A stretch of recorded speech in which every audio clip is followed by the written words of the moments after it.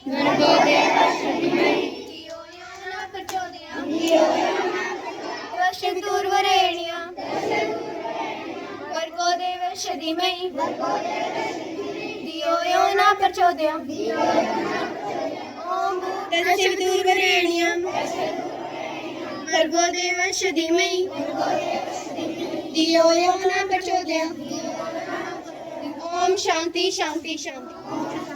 सावधान रस सावधान करती स्थिति शुरू करो। बात मेरा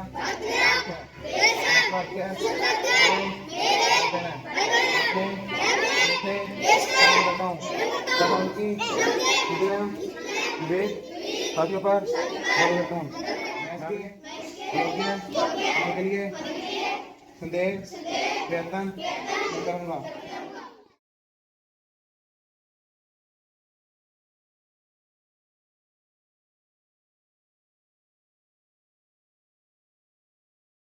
नमस्कार, आप देख रहे हैं गढ़साना फर्स्ट और मैं हूं आपके साथ रमेश मेघवाल।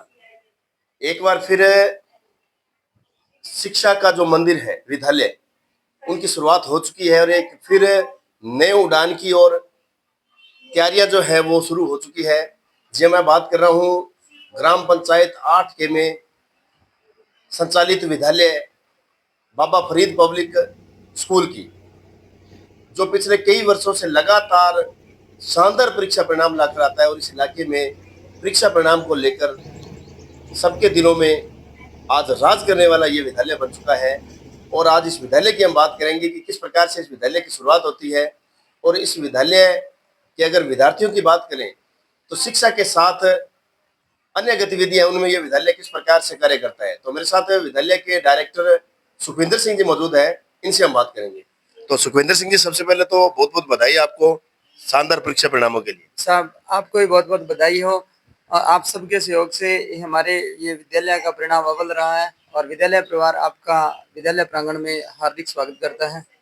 अच्छा सर, सबसे पहले सुखविंदर सिंह जी आपसे ये जानना चाहूंगा कि नतीजों की बात करूंगा मैं आपसे, किस प्रकार के नतीजे रहे, किस प्रकार से विद्यार्थियों ने प्रदर्शन किया, ये बताइए सबसे पहले। श्रीमान जी, हमारा ये बाबा फरीद पब्लिक स्कूल कक्षा 1 से लेकर 8 तक संचालित है। इस विद्यालय में हमने अपनी तरफ से पूरी टीम को ये छूट दे दी गई थी कि आप कैसे भी पढ़ाओ, हमारा परिणाम बेहतर आना चाहिए और उसका हमें रिजल्ट भी मिला। हमारी टीम ने बहुत अच्छा पढ़ाया, हमारे बच्चे ए ग्रेड से पास, 5वीं पूरे ए ग्रेड रही है। और मैं एक आपको बताना चाहता हूँ कि हमारा विद्यालय के समय के अतिरिक्त जैसे सर्दियों में हमारा सुबह 7 से 10 बजे तक और गर्मियों में 3 से 5 बजे तक एक कोचिंग सेंटर चलता है। हम कोचिंग करवाते हैं बोर्ड क्लास के बच्चों को।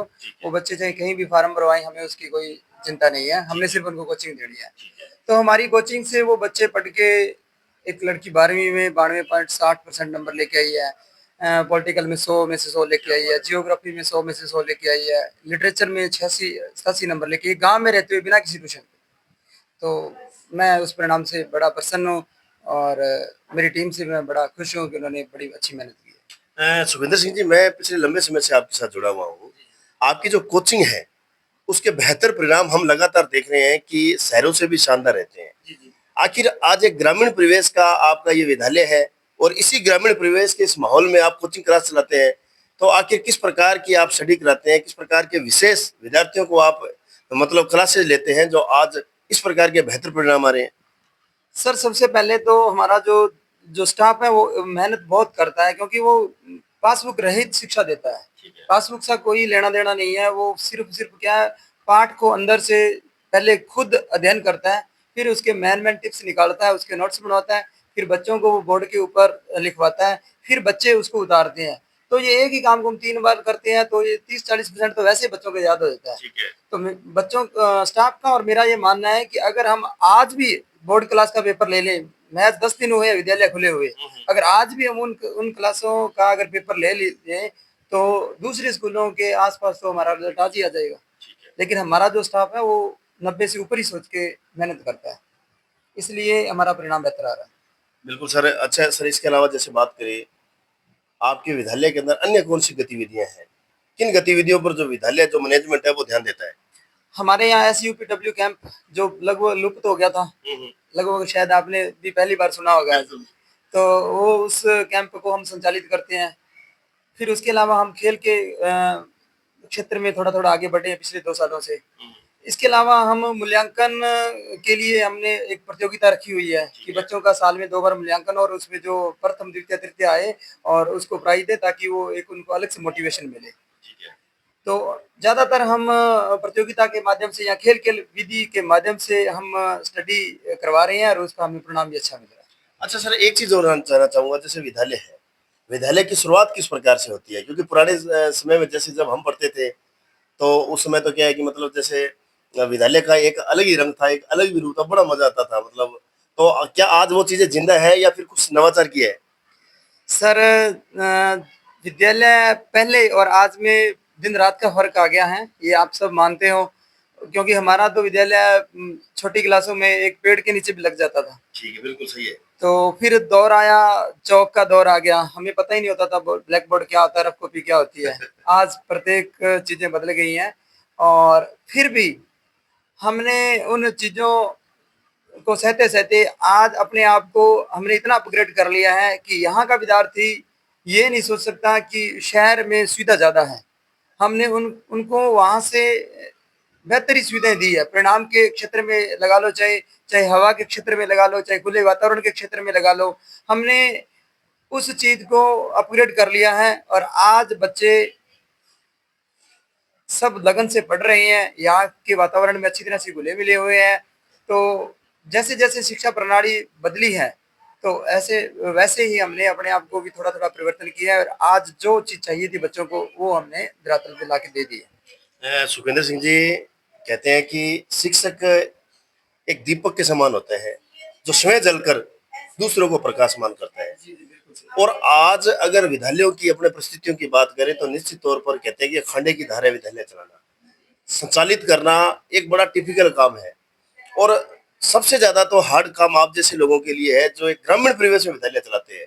आज आप लोग शहरों से भी ज्यादा यहाँ पर सुविधाएं देने का प्रयास करते हैं। आज आप हर प्रकार की वो सुविधाएं देते हैं जो गार्जियन चाहते हैं, आप आपसे एक उम्मीद करते हैं, और आप प्रोवाइड भी कराते हैं। लेकिन सुखविंदर सिंह जी, आपसे ये जानना चाहूंगा, आशा और निराशा की अगर बात करें तो रिजल्ट के बाद में सहयोग किस प्रकार से गांव का मिलता है, किस प्रकार से आपकी मेहनत के अकॉर्डिंग और रिजल्ट के अकॉर्डिंग गांव के लोग कितना समझने का प्रयास करते हैं? बिल्कुल, आपकी बहुत ही अच्छा ये प्रश्न है रमेश जी। सबसे पहले तो मैं ना आपसे ये कहना चाहता हूँ कि निराशा शब्द है वो मेरा जो अभी जीवन काल जैसे मैंने समझ पकड़ी है, तो निराशा शब्द मैं बिल्कुल भूल चुका हूँ। निराश तो मैं आज तक हुआ ही नहीं हूँ जिंदगी में, और मेरा ये मानना भी है कि निराश होना भी नहीं चाहिए। और जैसा हमारा जो परिणाम आया है, तो मेरे जो ग्रामवासी हैं या मेरी अदर पंचायत के मेरे साथ जुड़े हुए लोग हैं, तो बड़ा प्रसन्न है, और सब ने मेरा बहुत सहयोग किया है। और इसी सहयोग को आगे बढ़ाते हुए इस बार मेरे जो विद्यालय में है वो बच्चों की संख्या भी बढ़ी है। और मैं देखता हूँ कि दाएं बाएं परिणाम को लेके कहीं संख्या नहीं बढ़ती है, लेकिन एकमात्र हमारा विद्यालय यहाँ परिणाम को लेकर संख्या बढ़ती है। तो कहीं ना कहीं ये देखने को मिलता है कि आजकल लोग कहते हैं कि पढ़ाई का कोई मतलब नहीं रह गया, बच्चों को आज़ादी चाहिए, ऐसा कोई मतलब नहीं है, अंक कोई नहीं देखता। लेकिन नहीं, हमने यहाँ महसूस किया है कि लोग अंक देखते हैं, पढ़ाई देखते हैं, अनुशासन देखते हैं, उसी वजह से हमारे पास अब की बार संख्या बढ़ी है। बिल्कुल गुरुजी, ये तो बहुत खुशी की बात है कि आपके विद्यालय में संख्या बढ़ी है और बढ़नी भी चाहिए। जिस प्रकार से आप लोग मेहनत करते हैं निश्चित तौर पर इसका फल भी मिलना चाहिए। गुरुजी, अब मैं जैसे जैसे आपने कहा कि संख्या बढ़ रही है और अभी जो स्कूल में प्रवेश भी प्रारंभ है, जो गार्जियन अपने बच्चों का एक अच्छे स्कूल में दाखिला करवाना चाहते हैं, और मेरे ख्याल से जिस प्रकार से सुविधाएं मैं देख रहा हूँ उस विद्यालय में, मेरे ख्याल से इससे अच्छा स्कूल शायद उन गार्जियनों को नहीं मिलेगा। तो उन गार्जियनों को क्या अपील करना चाहेंगे, किस प्रकार से वो यहाँ आपसे मिल सकते हैं, किस प्रकार से बच्चों का दाखिला करवा सकते हैं? श्रीमान जी, मेरा गार्जियनों से आपके माध्यम से एक ही निवेदन है कि मैं ये स्पष्ट रूप से नहीं कहता कि आप सिर्फ मेरे विद्यालय में ही एडमिशन करवाओ। मैं ये कहना चाहता हूँ कि आप हमारे विद्यालय को जांचो, परखो, हमारे यहाँ के परिणाम को देखो, हमारे यहाँ विशेषताओं को देखो, हमारे यहाँ स्टाफ को देखो। अगर हमारा ये सारी सुविधाएं अन्य विद्यालयों से अच्छी हैं, तब आप इस बाबा फरीद पब्लिक स्कूल में विजिट करें और बच्चों का प्रवेश दिलाएं। और मेरा ये आपके माध्यम से लोगों को कहना है, एक अपील है कि अगर आप दाएं बाएं कहीं भी विजिट करोगे तो आपको ये बाबा फरीद पब्लिक स्कूल बेहतर ही मिलेगा, और इसकी जो विशेषताएं हैं वो सबसे अलग हैं, और इनका जो परिणाम है वो सबसे अलग है। तो सुखविंदर सिंह जी, एक बार फिर आगामी दौड़ के लिए और आगामी नतीजों को लेकर फिर से इस जो शुरुआत हो चुकी है उसके लिए फिर से उज्जवल भविष्य की कामना करते हैं। बिल्कुल साहब, आप सब लोगों का तो प्रेम मेरे साथ रहा ही है। आप मेरे हम उम्र हो, मेरे साथी हो, तो आप सबके सहयोग से मैं आगे बढ़ा हूँ। और इस बार हमारे पास ऐसे स्टूडेंट हैं कोचिंग में, ठीक है। तो पिछले बार भी शायद आपसे बात हुई तो मैंने कहा था सर 90 क्रॉस करेंगे, तो 92.60 आए हैं, और अब की बार ये साहब हम 95 क्रॉस करेंगे। तो आप ही हमारा इंटरव्यू करोगे, तो मैं आशा करता हूँ कि हमारे 95% आए, और आप इस विद्यालय में एक बार पुनः आए, और इसी जोश के साथ ये उस बच्ची का भी साथ इंटरव्यू करेंगे, तो वो ईश्वर वो दिन जरूर लेके आएगा। शुक्रिया सर, बहुत बहुत धन्यवाद। थैंक यू साहब। तो ये थे आज हमारे साथ बाबा फरीद पब्लिक स्कूल 8K के डायरेक्टर सुखविंदर सिंह जी। सुखविंदर सिंह ने कहा है कि टारगेट लेकर हम चलते हैं, और पिछली बार टारगेट लिया था 90+ का, और 90+ से 92+ इस कोचिंग के बच्चों ने वो टारगेट भी पार किया है।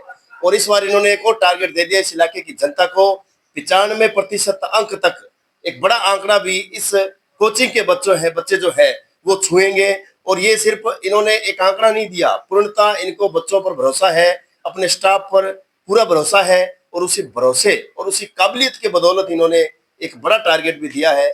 और निश्चित तौर पर हम वो टारगेट भी देखेंगे, और जो टारगेट पूरा होगा उस टारगेट को जनता तक भी पहुंचाएंगे। लेकिन फिलहाल जो प्रवेश की विधि है वो शुरू है, इस विद्यालय के अंदर प्रवेश प्रारंभ है। जो भी गार्जियन, जो भी माता पिता अपने बच्चों को एक अच्छे स्कूल में दाखिला करवाना चाहते हैं तो वो विजिट अवश्य करें, और विजिट करने से ही आपको पता चलेगा किस विद्यालय में क्या विशेषता है, और विजिट करने के बाद ही अपने बच्चों का जो प्रवेश है वो आप विद्यालय में करवाएं। बहुत बहुत धन्यवाद।